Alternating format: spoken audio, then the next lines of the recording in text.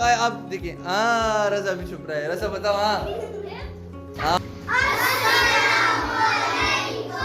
کیسے ہو سب؟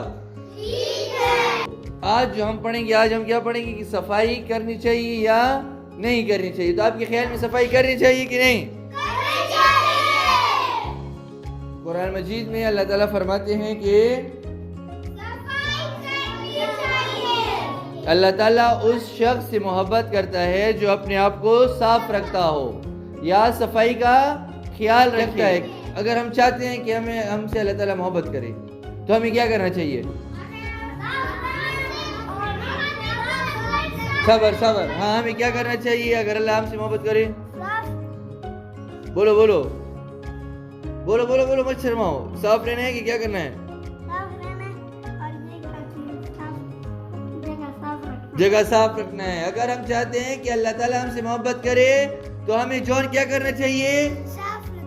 صاف رہنا چاہیے اور صفائی کا خیال رکھنا چاہیے یا نہیں؟ بتاؤ کیا کرنا چاہیے؟ آپ بتاؤ. اللہ تعالیٰ اگر ہم سے محبت کریں گی تو ہمیں کیا کرنا چاہیے؟ صاف ستھرا رہنا ہے نا. صفائی کا خیال رکھنا ہے ہمیں. اگر اللہ تعالیٰ ہم سے محبت کریں گی تب جب ہم صفائی کا خیال رکھیں گے.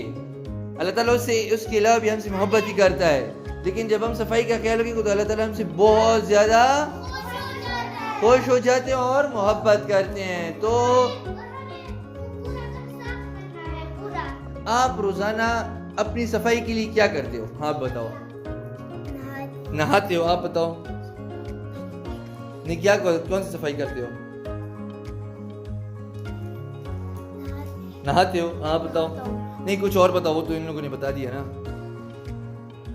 روز آپ نہیں، صفائی کے لیے اپنے آپ کو صاف رکھنے کے لیے روز آپ کیا کرتے ہو؟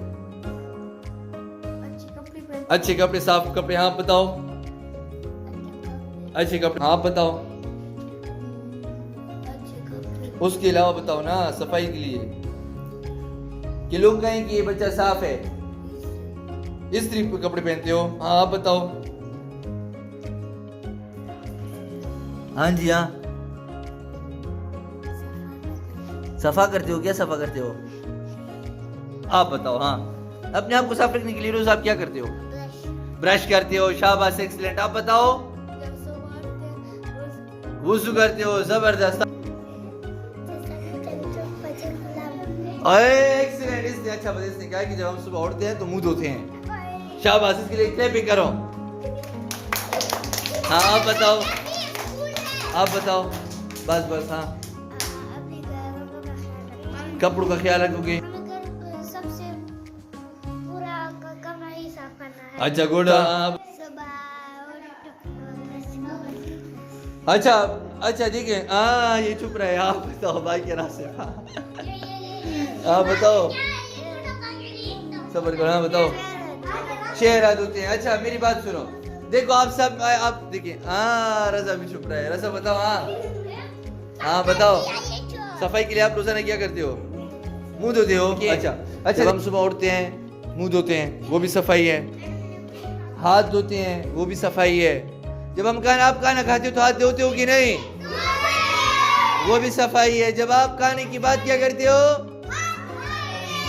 پھر بھی ہاتھ دھوتے ہو نا، وہ بھی کس میں آتا ہے؟ صفائی میں آتا ہے. جب آپ اسکول سے آتے اپنے پاؤں دھوتے ہو وہ بھی صفائی میں آتا ہے. اسکول کے آنے کے بعد آپ دوبارہ اپنے منہ کو دھوتے ہو وہ بھی صفائی میں آتے ہیں. جب آپ واش روم سے نکلتے ہو، جب آپ واش روم جاتے ہو اور پیشاب کر کے واپس نکلتے ہو تو آپ پانی ڈالتے ہو تو وہ بھی صفائی میں آتا ہے.